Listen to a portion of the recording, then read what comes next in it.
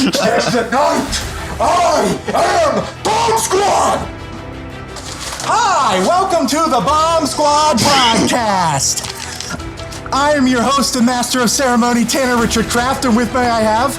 I am Tim M. Sullivan. Rein Conversi. And I'm Joseph Vrenick. And if you couldn't tell by, whatever the hell that was, Alexa, make the lights in the living room white. Today, we are talking about the latest comic book movie sensation, The Batman. Before we even talk about the film overall, I have a secret question, but it's a very simple yes or no question. So Tim, we'll start with you. Have you had the Batsa? No. Rein, have you had the Batsa? I almost did. Joe, have you had the Batsa? I literally found out about it yesterday when we saw the movie, Tanner. Tanner, have you had the Batsa? No, actually, I haven't had the Batsa, but thank you for asking, though. None of us have had the Batsa. Order the Batsa now only at a Little Caesars restaurants. Well, participations may vary while supplies last. In that case, I think talking about Batman as a movie is a bit of an interesting question because of how many iterations we've had of this character, dating back from the movie serials to the 40s, to the Burton films, to the Schumacher takes, to you have the Adam West ones in there, to the most recent Nolan and Snyder takes. This is what, the 9th or 10th different iteration of Batman just in live action alone, let alone things like Mask of the Phantasm, Return of the Joker, and Under the Red Hood. So I just want to know more specifically, guys, what kind of expectations did you have specifically going into this movie? Joe, I'm going to start with you. I want you to start off with the message you want to tell everyone and then give into what expectations you had. I want to give some full transparency because I know there's people on social media, which I am not on, who've not heard from me in a hot minute. I am not fully back. I probably should have put up a trigger warning before I even raised my hand, because that's kind of where I'm at right now. I'm not fully back yet. I plan on coming back. I'm only back for this one for therapeutic reasons. My therapist wanted me to do this, and I'll kind of get into certain aspects of what I've been going through. I guess what I'm trying to say is anyone who's friends with me on Facebook, hi, I'm still alive. I'm doing okay-ish. I had a cat pass away somewhat. Not my cat, a cat I used to own. He passed away somewhat recently. Rest in peace, Charlie. But outside of that, I'm fine. I don't know when I'm coming back, but I plan on it at some point. So I've had a very interesting experience as far as expectations going into this, and it's also something that kind of ties into my very complicated history with Batman as a character, as a whole. Because on the one hand, Batman was this figure of turning pain into something good and inspiration. There were points in my life where I needed a hero to look up to in my life to help me get through some really dark times in my life, and Batman was one of them. I've been a fan of his for a very long time, and when I saw that first trailer that dropped in 2020 at that Fandom! Yeah, the Fandom. That's what it was called. Of course, I was excited to see this thing, and I was pissed that the Panorama kept delaying its production to a point where they had Vin Diesel come onto the set one day with a beer and handed it to Robert Pattinson and said, "You can have any brew you want, as long as it's a Corona." But yes, I was excited to see this thing, but then everything kind of changed when the heartbreak attacked. Batman has also kind of been this image that brings out a lot of painful memories and has been significantly kind of a negative figure in my life. I mean, I could go on a tirade about aspects of that character that are terrible, things that are just not things to look up to as far as Bruce Wayne, because that character's kind of problematic when you really dig deep into certain aspects. But the real kicker for it is I have two really bad connections with Batman. So Batman was something that my father and I were super into, and my father was very abusive towards me, psychologically mainly, but there were times where it was more verbal. There was a couple of times even, where it was physical. Sometimes all that abuse would no joke be over opinions he had on Batman, and he would get very aggressive about it if I disagreed with him. And that's something I've kind of lightened on since, but it'll creep back every so often. More recently, though, it's been attached to a really difficult heartbreak that I went through. It's the same one I mentioned on the Eternals podcast. I won't get into any details about it, but this person and I, we really connected over Batman, and it's something that's kind of difficult to even think about after all that's happened. So with all that in mind, my therapist wanted me to start taking like steps to get into a better place mentally, and they figured maybe facing this head on would help. So I guess going in, my expectations were, I just hope it's a solid movie, if nothing else. I wasn't expecting to go in and it would like magically cure my depression and make me a Batman super fan again, and mend this broken heart that I've been trying to fix. But I couldn't go in expecting a miserable time either, and for it to only bring me pain. It had to be done, and I just hoped for something decent at the very least, and hoped that maybe a positive emotion would elicit from it. Tiny baby steps to getting better. And I'm gonna unleash a very controversial Batman opinion here. If anything, I at least hope that it would be better than Batman 89, because Tim Burton is a hack yes man filmmaker who sucks, and you are blinded by Michael Keaton so much, who took like a nothing role and gave it so much more substance than Burton ever could, because he sucks at substance. Tim Burton. Back to you, Tanner. And let the record show that Joe Vrenick is incorrect, and he is not allowed to talk about Tim Burton on here anymore. Tim, back to you. What is back to you? Back, streets, back, Tim Sullivan. So, according to the Hawkeye podcast, I am the Marvel cynic of the group. Like, I don't hate all Marvel stuff, to be clear. Like, I really enjoy the Fox X-Men stuff. Logan is probably one of my all-time favorite superhero movies. Season 3 Daredevil's really good, and The Punisher is a solid, pretty cool out of 10. I beat you! I think I've just kind of grown a little tired of the formula. I don't get as jazzed about it anymore. So anyway, back to the DC. DC stuff I see what you did there. Yeah, I did that for you, buddy. DC's had sort of an interesting cinematic history in which... That's one way of putting it. Pre-DCEU, there was some pretty solid movies, some not good ones. With the DCEU thing going on right now, it's like you have sort of this dichotomy where some of these movies are connected to this bigger cinematic universe, then some of them are standalone things. And it's not in the same way as like Venom or Morbius, where it's just Sony trying to make any movie they can with the little properties that they have. Knock, knock, let the Venom in. Batman movies have historically been more interesting as standalone stuff to me, I think. And so with that in mind, I thought that this could be potentially pretty cool. The trailers made it look really cool, so I was hyped to see what we get out of this one. I know some people personally were like upset that it was not going to be an R-rated Batman movie. It doesn't need to be. I'd be fine with an R-rated Batman movie. It'd be cool. But pretty much every great Batman movie has been either PG or PG-13. The animated R-rated Batman movies are usually not great. And the only R-rated live-action Batman movie is So yeah, that's basically my thoughts going in. Could be cool. Looks like it could be cool. Back to you, Tanner. All right, Rein Conversity, I want you to explain, why do you hate DC? Why do you hate Batman? And why do you think Marvel is God's gift to mankind? Wait, no, you were supposed to ask yourself that, Tanner. Shut the fuck up! I'm interrogating you, not the other way around. Let me start by saying I kind of agree with Joe. I wouldn't call Tim Burton shit. Like, I do, there's some of his movies I really adore, but I don't think anyone can argue he tried like style over substance. But Edward Scissorhands, good. Edward Scissorhands, amazing. I love the Burton Batman movies, but I love them as Burton movies, not really as Batman movies. So coming in, it's like, oh, I really like Matt Reeves as a director. He's pretty solid, especially with his blockbuster stuff. Those Planet of the Apes movies, they're very good. It's very weird how they have like no pop culture relevance, even though we all agree that we like them. Everyone sees them. They do very well financially. Because the Oscars f***ed up. It never gave them even one VFX award. And the Oscar goes to Hugo. Most of my hype came from that, and then I was kind of worried otherwise though, because it looked like such a naked like Zodiac 7 wannabe that just was kind of pathetic almost. And also when they kept going about, oh, it's a detective movie, like with the way they were going about it, like, yeah, me like everyone else, I really would like the idea of a detective movie. That sounds great, but it's like they were talking so much about that, it felt like a hollow like marketing thing more than like a genuine. Winter Soldier is a political thriller. Exactly. Black Widow like is a spy thriller. So like I knew I'd like it, but like, oh, it had a lot of worries coming in. All right, my time to shine. Hello.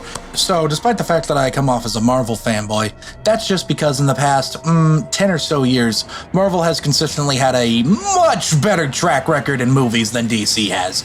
Let's be real. However, that is only in live-action movies. When it comes to animated films, television shows, cartoons, the comics, other book media adaptations, video games even. When it comes to that side of the coin, I actually prefer DC every step of the way. Same. I find their comic books to be more interesting. I find their animated stuff to exist, unlike with Marvel, because Marvel are cowards and won't make cartoons. People who say that Marvel has better animation just because of Spider-Verse. Spider-Verse is an amazing movie, but name one other Marvel animated movie. New Avengers, Heroes of Tomorrow. All right, that's one, I guess. Anyway, I'm actually more on Rain's side of the token. At first, I was incredibly excited. Matt Reeves is one of my favorite blockbuster directors. I love Dawn of the Planet of the Apes, but I have the controversial take of loving War of the Planet of the Apes even more. I love that movie. I think every part of it is beautiful. That ending never fails to make me cry. It's like an allegory for the darkness of war, of the horrors of war. While Dawn for the Planet of the Apes was a much more bombastic, monkey fight human, War for the Planet of the Apes was a war movie in the sense that War is hell. And when I saw that first teaser that came from DC Fandom, I was very excited. I loved the aesthetic of it. I loved everything. And then the last two trailers came out. The second to last trailer started with this thing of the Riddler at a diner, and it has this shot where it pans over this foam art question mark, and I hated it. Joe, I thought you were smoking crack at the time and you wouldn't stop praising it. I'm not kidding, I thought you were on drugs. Because at the time, I was like, oh, hey, this looks like something out of the comics. It looks like a comic panel. What works in a comic book doesn't necessarily work in a live-action movie. Not arguing with you, that's just my take. Watch the Suicide Squad to prove Tanner wrong. And then the last trailer came out with the Catwoman, don't worry, baby, I got 9 of them. So I was only cautiously optimistic. I thought aesthetically it looked beautiful. On a technical level, it was going to be amazing. I thought Robert Pattinson had a lot of potential to be an amazing Batman. So I most certainly had reasons to be excited, but only cautiously so. I will say, as we got closer to the movie, I think my excitement for it started to ramp up. All right, guys. Before we go into a brief commercial break, Joe Vrenick has decided to pull an Eternals on us and is refusing to tell us what he thinks about the movie until the recording of this podcast. So I want to see if anyone has a guess as to what he feels about it. Rein, do you have a guess? I assume he likes it. Tim, do you have a guess? I bet he thinks it's a movie. You know, that's true. My take is that I think he likes it. I think he's going to find the themes and general character arcs very resonant with him. When I saw it Wednesday night, I saw it first out of all of us. I knew for right off the bat that Joe was going to love this. Did Joe love it? Find out after a word from whoever the hell YouTube puts here. Hand me down the shark repellent bat spray.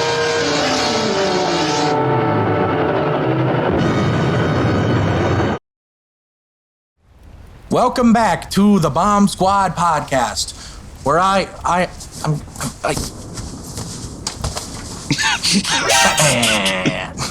all right, Joe, let's get right into it. Joe. Okay, so I've not told Tanner what I thought of the movie. I pulled an Eternals on him. So let me take you on my journey driving home after I got Tanner back to his apartment, because I'm going to build up to it much like Tanner did on Eternals Cast. So it's very difficult to be sad around Tanner because Tanner is such a big ball of positive energy that you can't help but laugh and smile when you're like around him. If I were to describe Tanner as something, Tanner would be the ending of that X-Files episode, Postmodern Prometheus. You just can't help but smile at it. Joe, you're gonna make me cry. You are making me cry. Oh my God. Put the counter up. We got it. Joe, thank you. Tanner, That means so much to me. We got a Tanner cry where Tanner didn't even have to say anything. You're welcome. No, that is so nice. Thank you. That means so much to me. But by the time I got him back home, it slowly faded into a neutral state so that I could actually think back to the movie and how it made me feel on the whole as I drove back to my place. And after maybe a solid hour and a half of thought, I knew how I felt and I needed to let it out and just really feel it. So I went into my room, laid down on my back, put some headphones on, and as I looked up at the ceiling, I had Fiona Apple's cover of Across the Universe play. And maybe about halfway through the song, the feeling sank in, and I just kind of curled up into a ball and started to cry, because I'm gonna level with you guys. I think Batman's dead to me, and I don't know if he's ever coming back. It doesn't help that I've just had a ton of happen in my life over like the last couple of years. Most recently having to say goodbye to a cat I was once the partial owner of, like, due to cancer, and he was put down a good 24 hours before I saw the movie. But I tried my hardest, like, not to let that factor into my opinion, because it doesn't really factor in at all, but it doesn't exactly help either. I just couldn't get into this one, guys, because I just think that love and passion that I once had for Batman's just gone, which is kind of a shame, because when I look at it through like the lens of someone who used to make movies and went to film school, there is a lot to love in here. In fact, I have nothing but positive things to say as far as like all of that goes. It's a good looking movie with incredible sound. Tanner and I went to the AMC in Edwardsville and saw it in like the Dolby Atmos theater. The Batmobile sequence with rumbling the seats. Oh. Acting across the board was great. Rob Pattinson proved everybody wrong. He's arguably the best Batman. If I had to pick a favorite, though, I'm going with Paul Dano as the Riddler. They took that character and did something that I always said that they should do with him if they wanted to make him a more grounded character, and that was essentially just make him Jigsaw. Dano does a very terrific job in that role, and he makes the character terrifying. When I first saw the Rat Trap, it reminded me of the iconography of the Bear Trap. Michael Giacchino does good on the score and makes an arguably better Batman theme than Danny Elfman, who gets a pass for life for being an Oingo Boingo, but those comments he made about his Batman theme made me lose some respect for him, and it's probably because he's been hanging around Tim Burton for too long, that pretentious hack. Out of like the 4 movies I saw that were released this year, it's actually good. I didn't exactly enjoy it as much as Scream, and it's not better than The Fallout. However, it's not Texas Chainsaw Massacre either, where it loses all goodwill within like the last 15 seconds. Oh, I hate it so much, those last 15 seconds. But as far as like making me feel the Batman love, I'm just afraid that that magic is gone, unfortunately. So it's not really the movie's fault. I would not blame the movie, because I think maybe giving it time will help, and I'll come around to loving it along with the character of Batman again. Time usually helps with these things, but having given this a fair and honest chance, it's probably going to get like a 3.5 stars on Letterboxd from me. Still good. I felt nothing but sadness for not being able to get into it like I used to with like the character of Batman, and it clearly shows that I've still got some healing to do. So back to you, Tanner. I really thought I had it pegged. Damn it. I'm upset this couldn't help you heal you, but I'm also damn it, I thought I had you nailed. Rein, what did you think of the movie? Apparently you have a lot to say. I will say this is probably my favorite Batman movie, and when I say that, it's not my favorite movie with Batman, because I like Batman 66. I think I personally enjoy Batman Returns and Batman 66 more. I acknowledge it's a better movie. And also I think The Dark Knight is a better movie than this, but this is a better movie about Batman than The Dark Knight is. Dark Knight, better at being a movie. I'm making sense. I'm not crazy, man. We've had a lot of Batman movies that aren't good Batman movies, is what you're getting at. Yes, exactly. What do you think of the 40 serials, though, Rein? Tanner. So this is the best. I think this is the best movie to like explore Batman that isn't Mask of the Phantasm. Honestly, that we've had so far. I had a good time with it. Enjoyed it quite a bit. It looks amazing. It really makes you like go like, why do the Marvel movies look so bad? Like, why are they like so bland looking? Eternals looks good. You. You know, in general, you know what I mean. Why is the Hawkeye purple goo that bad? Yeah, it looks amazing. It's a perfect like blend between like heightened comic booky grit, but also like real world slummy grit, if that makes sense. The character work and the thematics are also what really made me care for it as much as I did. I thought this is my favorite performance of Batman.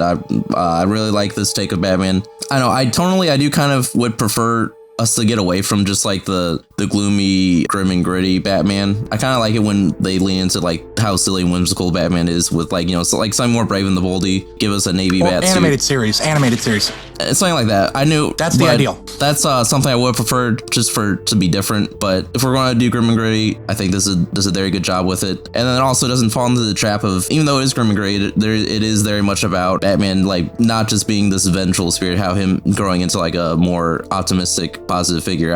That's something I do really enjoy, because it really addresses the question everyone asks about Batman, like how is he being helpful when he's a billionaire? How is like him just beating up bank robbers? How is that helping anyone? It explores it as well as like a giant blockbuster really realistically can. Obviously, a big Warner Brothers movie isn't going to have Batman say ACAB or something, you know? It came pretty damn close, though. Close. If this wasn't a blockbuster, I would be more harsh on it on that standard, by that metric. But with what they're working with, I think they do a commendable job. I mean, compared to The Dark Knight Rises, come on. Yeah. Remember the cop army? Yeah. Also, the cops in those movies are incompetent anyway. How the hell did the entire police force get stuck in a sewer in the first place?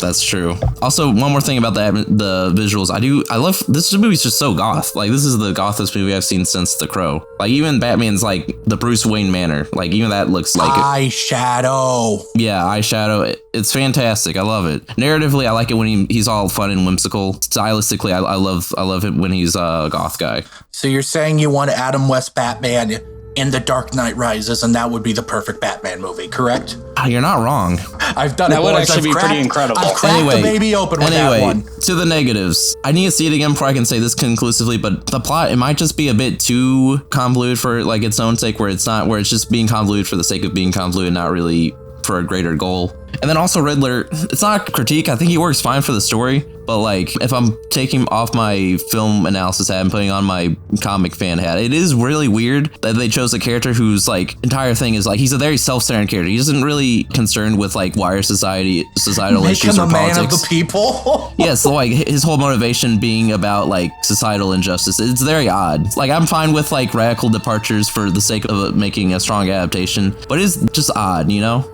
I don't think that's his motivation. I think you're giving him too much credit. He's a very selfish person. He's doing it for personal glory. Yeah, he says it's for the betterment of society and to expose the truth. He's just a incel 4chaner basement dweller. That's what his character is. It's purely selfish. With the iconography of like what they use for him, I do think he does come off that way. There's kind of a clash because like he does seem like a character who does genuinely believe his ideals when it comes like in all of his speeches about issues. I think it's like a guy that believes in feminist ideals but then still treats women like pieces of meat, which those people exist. We know those people. That's an apt comparison, I think. Either way, it is an odd choice for a man who riddles. Yes, the man who riddles. All right, Local man riddles a little too hard. That's also, the summary of this movie. Local man riddles too hard. Tim, my boy.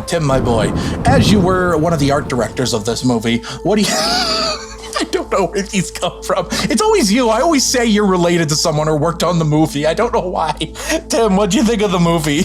I am omnipresent. I am everyone and everywhere. That is true. You are Dr. Manhattan. So yeah, this was a movie I've been looking forward to for a while, and I think initially I had planned to like probably see it opening night, but as of recently, I am in a relationship with someone who really likes Batman. So this had to be a date night thing. We had a double date scheduled for Sunday of opening weekend, so I had to wait all weekend, and I've been really waiting to see this movie. But today I saw it. My thoughts are a lot on the same train of thoughts as Rein. Is like I still think I like The Dark Knight better than this movie as a movie. I think this is the best Batman movie though. In live action. Yeah, live action. I think this does the best job of like adapting the character out of all the live action Batman movies thus far. It makes the characters in the world feel the most like what they feel like in like the Bruce Timm, Paul Dano universe, which is what I grew up with and what I have come to love and adore. That helped me really enjoy this movie a lot. It is on that sort of like dark and gritty kind of take, but it also does have a lot of humor. Like I'm just gonna bring up the funniest moment in the whole movie, which is the squirrels when he goes into the flying squirrel suit and just eats. It's so good. It's incredible. I'm partial to the penguin being tied up and being forced to waddle like a penguin. That one was good too. Good cop, bad cop. The twins. There's some good jokes in there. Do you guys think that was Tweedledee and Tweedledum, the twins? Because I interpreted it as that. I think there's room for them to do that. It's like the Venom thing where it's like, oh, maybe it's Venom or maybe it's just adrenaline. It's whatever you guys want it to be. Tonally, there was like a good balance of it being dark and having some humorous stuff. And I think that was a breath of fresh air because like It's also that it wasn't quippy humor. I think that was a good breath of fresh air, though, because like in 2016, Batman v Superman comes out, and I see what they do following the Dark Knight trilogy, which is Snyder going, oh, those movies were good because they were dark. I'm just going to make this as edgy as possible, and I'm going to make Batman an unlikable character. And that was a mistake. I'm going to release a weird interview where I talk about how Batman could be gang raped in prison or something. Yeah. The whole like Batman with guns and branding people, I hated that. And I was like afraid that every Batman adaptation after this was just going to get more and more of that type of thing. But like this really towed the line well, where like it's a dark movie, but the character feels like what he's supposed to feel like. He feels like the Batman that I've come to know and love. And I do want to like give a shout out to the Riddler, because one of the things I really liked about the way they did it in this movie was they did the thing that they used to do in movies that I don't think they really do as much anymore, where like the twist reveal isn't that the Riddler is Edward Nygma. The twist reveal is that the Riddler's fucking Paul Dano. Like the reveal is the actor who's playing. It turns around and it's like, oh my god, it's some guy! I do like that, just kind of like classic Hollywood energy of like, hey look, big name! And I also just like the way that he portrayed the character, like he's a fucking accountant incel nerd, and I think that that's just a great depiction of the Riddler. Overall, yeah, I guess just gonna sum up, movie was very good. I think it could have maybe been trimmed down to like 2.5, 2:45, but it was still good. I would watch it again. I will watch it again.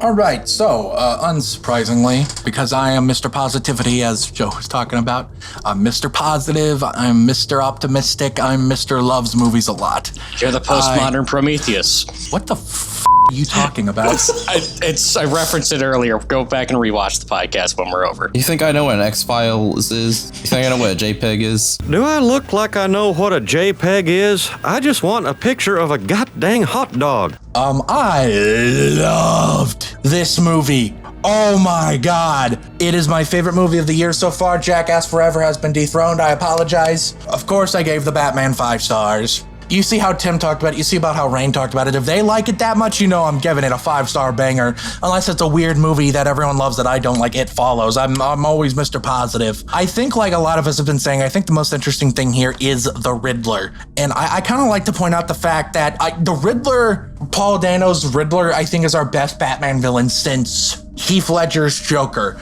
Not to diss on Bane, you know, not to diss on Tom Hardy's Bane. That was good. Not to diss on...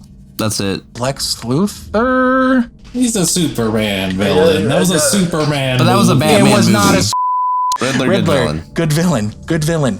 I think it's interesting, much like how Heath Ledger's Joker, in this sort of like in terms of cultural response, Heath Ledger's Joker is sort of this byproduct of post 9/11 American fear of the unknown, this invisible enemy that could come from anywhere. Joker is such a byproduct of that. Paul Dano's Riddler, and I think it's funny because I've called him the Redditor instead of the Riddler several times by accident, but each time I've done that, it hasn't actually felt like I did something wrong. The Riddler is a byproduct of this post 2015 Trumpism, internet, far-right, Gamergate isolation bullshit. This sort of incel 4chan / poll board type of radicalization we have in this country now. The Riddler feels like such a direct cultural response to that, and it feels like such a byproduct of that. I mean, especially with the way that he's using the internet. Hey guys, it's me. By the way, that video of him being like, hey guys, thanks for being such great support. I thought that was funny. When Joe saw it with me, I was laughing in the theater, but I also think I was the only one laughing. I don't care. I found that was funny. I think I was the only one who chuckled at that, but it was good. It's just him being like, hey guys, in like the different voice too. I also love the shot of the Riddler where he like is like holding the phone near his presumably dick up at his face. It's such a funny angle. I just love Paul Dano's Riddler. It's an iconic villain. I've heard some people say they like him more than Heath Ledger's Joker. I'm not going to go that far, but I most certainly understand why someone would feel that way. It feels like such a villain of the modern age. Like Heath Ledger was then, that's what Riddler is now. Like Rein was saying, this is my favorite Batman aside from Kevin Conroy, because of course, nobody is ever going to be a better Batman than Kevin Conroy. no justice.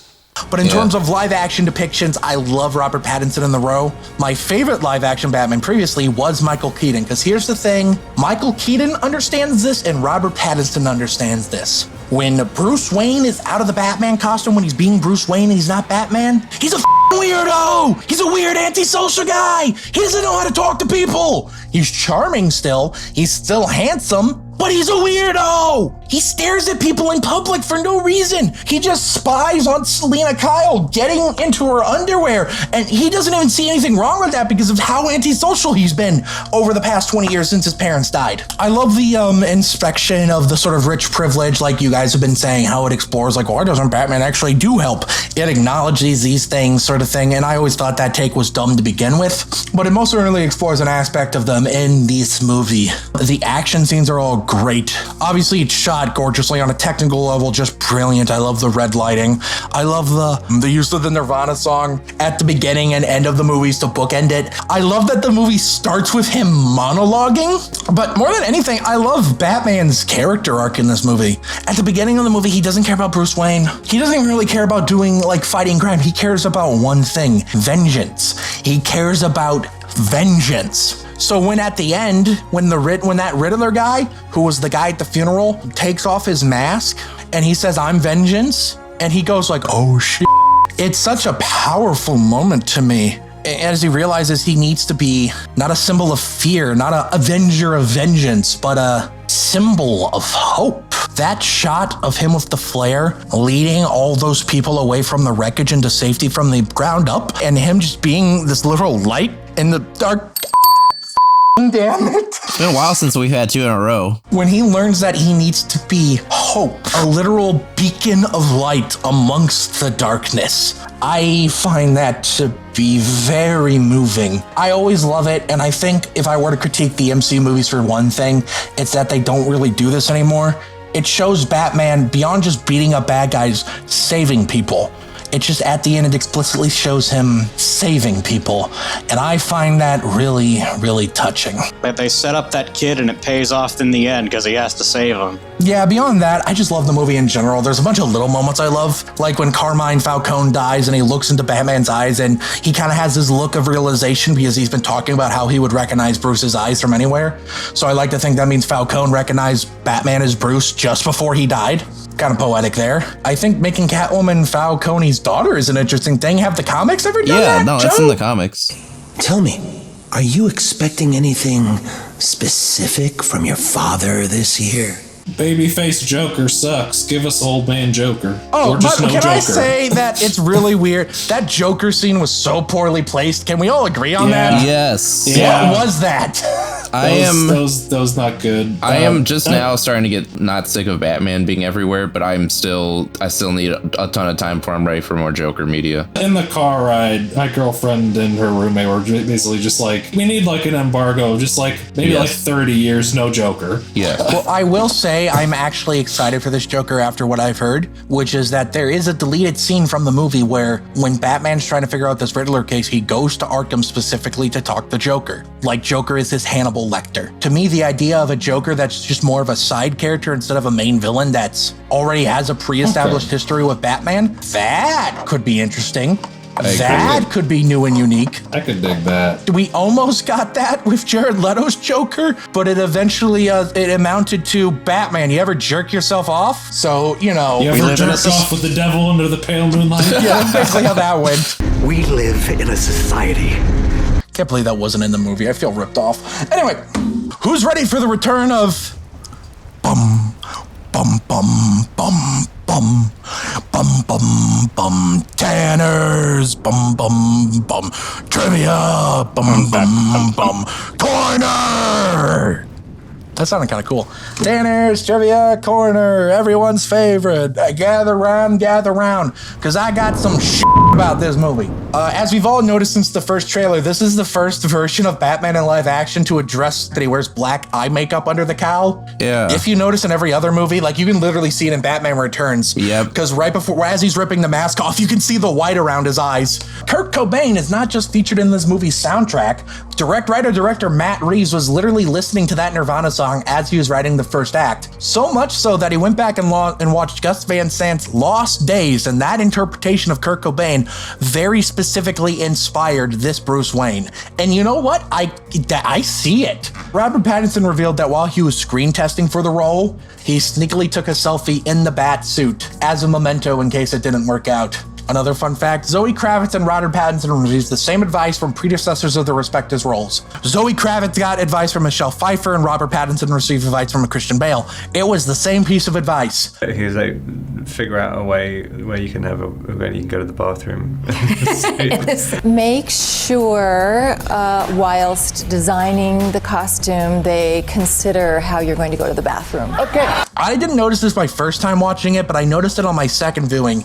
In Wayne Manor, there is a pedestal with a William Shakespeare bust on top. Which is, in fact, that. You noticed it too, which is a reference to the original Batman 1960 series, where a similar Shakespeare bust was used as the device that opened the opening to the Batcave, which I think is cool. Colin Farrell has told people when he got the prosthetic makeup on for the first time, he would go to Starbucks to try it out. Nobody recognized him, but he did get a lot of stares. That's awesome. Dude, I wouldn't have known if I didn't find out the night before. I did not know that was him. That is some incredibly impressive prosthetic makeup. Speaking of, Colin Farrell has stated that when his son saw him as in the Penguin costume outfit for the first time, he was, quote, utterly horrified. He has it on his iPhone. Maybe we'll see that footage. When Robert Pattinson auditioned for Batman, he actually used Val Kilmer's original bat suit from Batman Forever because it's the only one that fit him.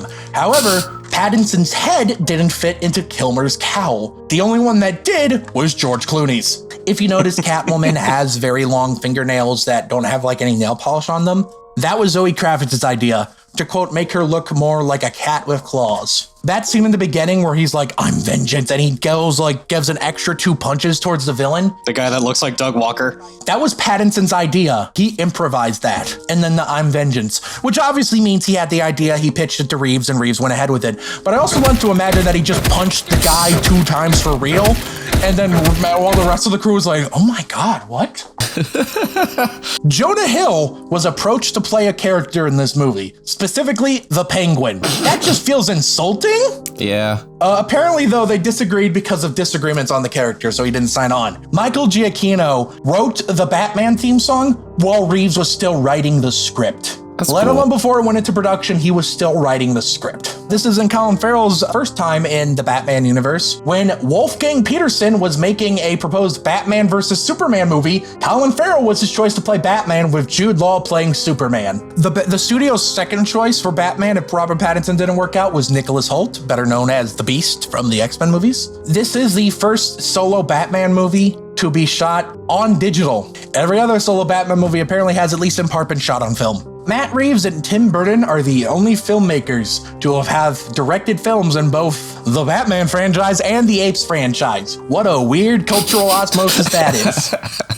And he sucked at both of them, that Burton. Shut up. The news reporter that the Riddler Ralph references when talking about Thomas Wayne shooting off that reporter has the last name Elliot. In the movie, it's Edward Elliot, but in the comics, there's a character named Thomas Elliot who becomes the killer known as Hush, because his father wasn't saved by Thomas Wayne. The movie even has the word hush over a picture of Elliot when talking about the hush money he refused from Thomas Wayne. Is this hinting that his son will be in a future movie as Hush? Who knows? And finally, this is my favorite piece of trivia. Zoë Kravitz is actually reprising the role of Catwoman. She first played her in 2017's The Lego Batman movie.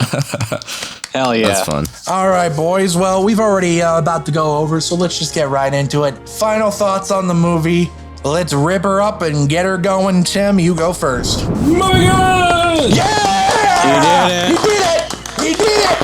And Rein, what did you think of? What final thoughts on the movie, and why? Who beat you up so you couldn't be on camera?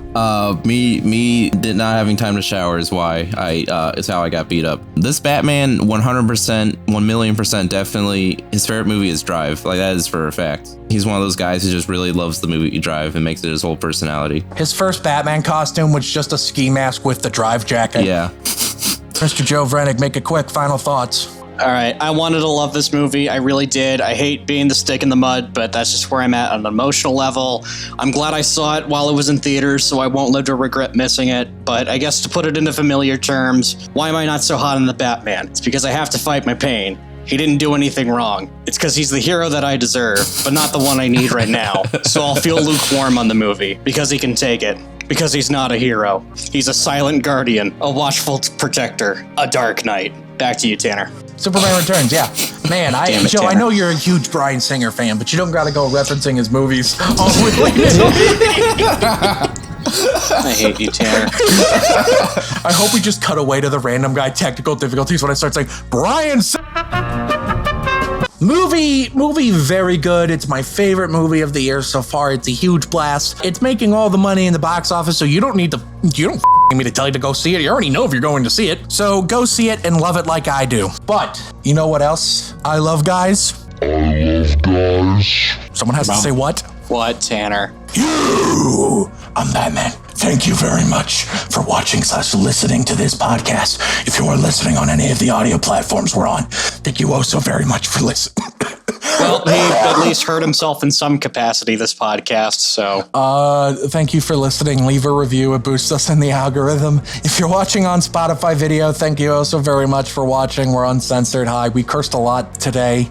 I don't know why we just did. Because Batman. Batman. I'm Batman. Batman. And if you are watching on Spotify video, how about you go down and go to our Patreon, since you're watching on the one platform I can't figure out how to monetize yet. If you're watching on YouTube, thank you also very much for watching. Go ahead, go on down to the comment section below and let us know. What do you think of Batman as a character? What do you think of the previous Batman movies? What's your favorite Batman movie? What do you think of Batman 2022? And finally, have you had the Batsa? Where are the other Batsas going? I'm not wearing Batsa pads. Tanner, I swear to God. And while you're down there, hit the like button, hit the subscribe button, and hit the bell icon so you know exactly when we're uploading new videos. Tune in next week for a very special episode of the Bomb Squad podcast where we talk about the Bomb Squad. Where we talk about the Bomb Squad Awards. Tune in next week. Bye! I'll see you guys sometime in the future. Goodbye. Superman Returns.